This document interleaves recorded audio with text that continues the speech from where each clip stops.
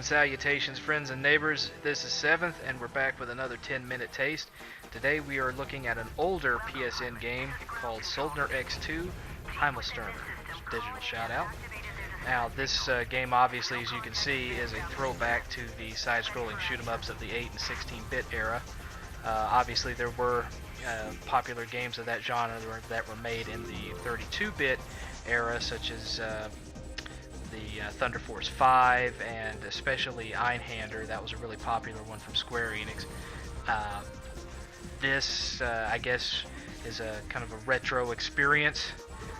It's not as good, in my opinion, as the games that we had of that era, although it is an improvement upon the first one. The first one had the right look, and especially with foreground obstacles to avoid and whatnot, it did a better job of emulating that style of game than this one does in that respect.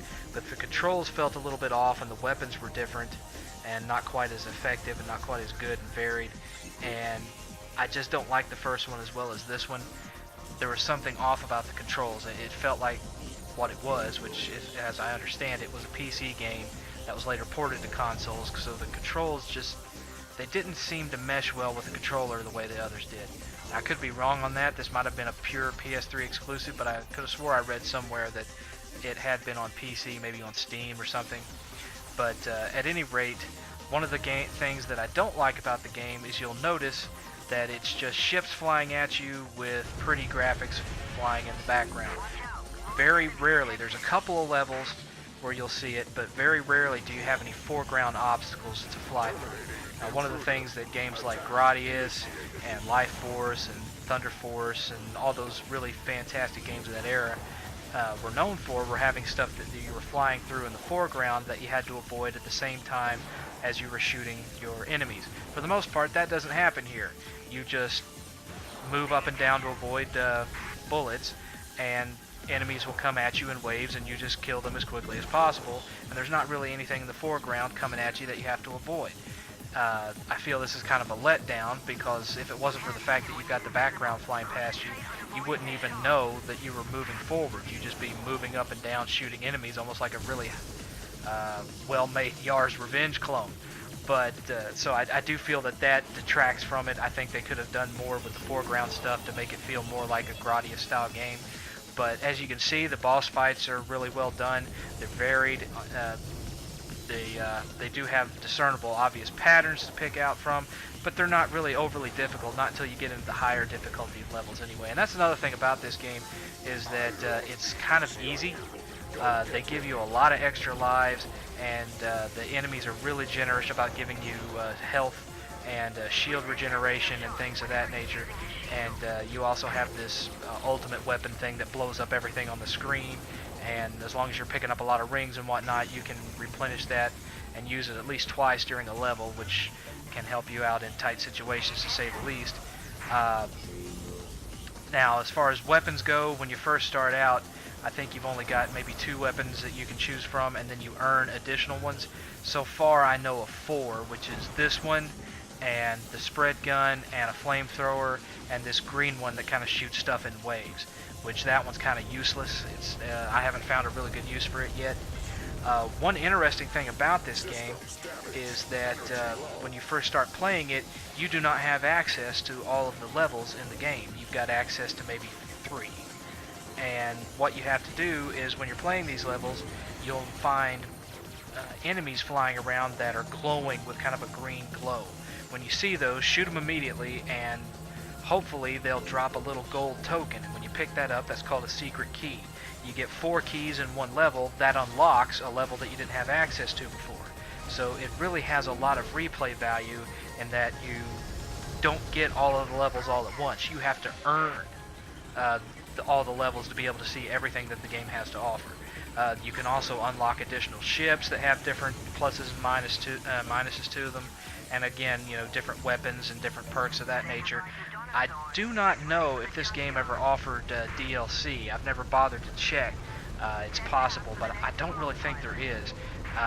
Not that it really needs it. I mean, the graphics are fantastic. I love the music in this game. The music's incredible. I love the little medley that it plays when you first start into a level and you see your ship swooping over the planet you're about to go into.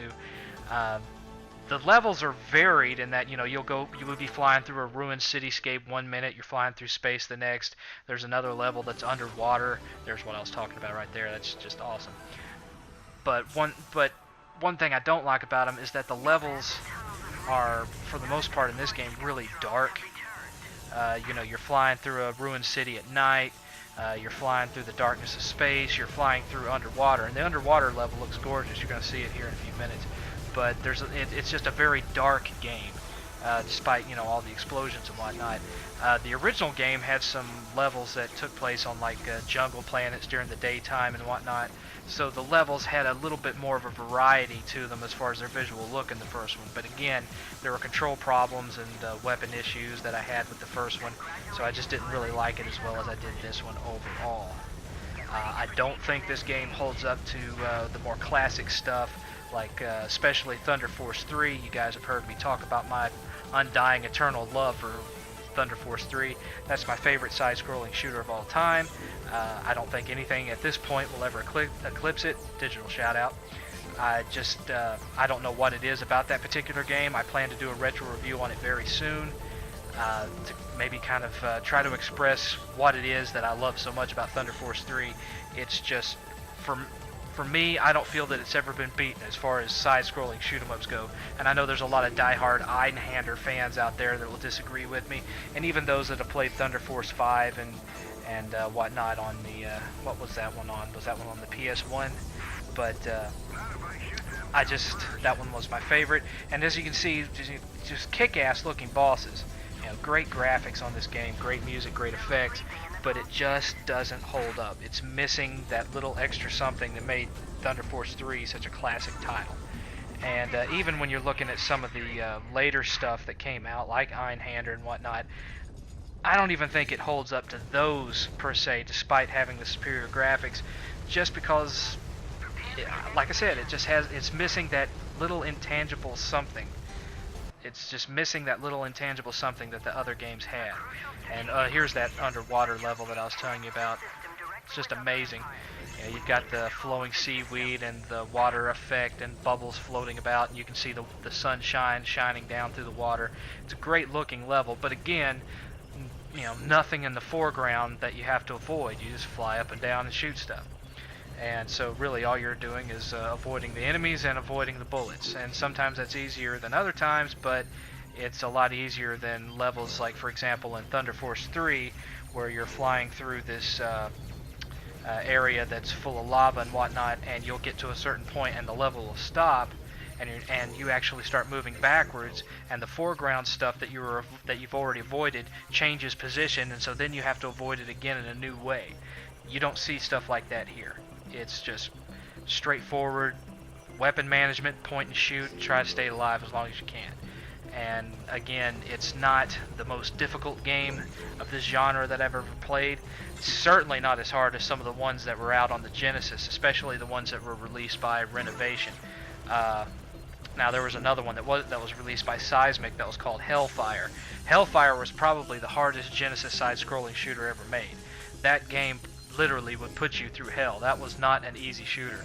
But some of the ones on Renovation were no slouch either, especially one called Gaiaris. Gaiaris was hard as shit. That was a really challenging shooter. At any rate, I really kind of diverged there from the main topic.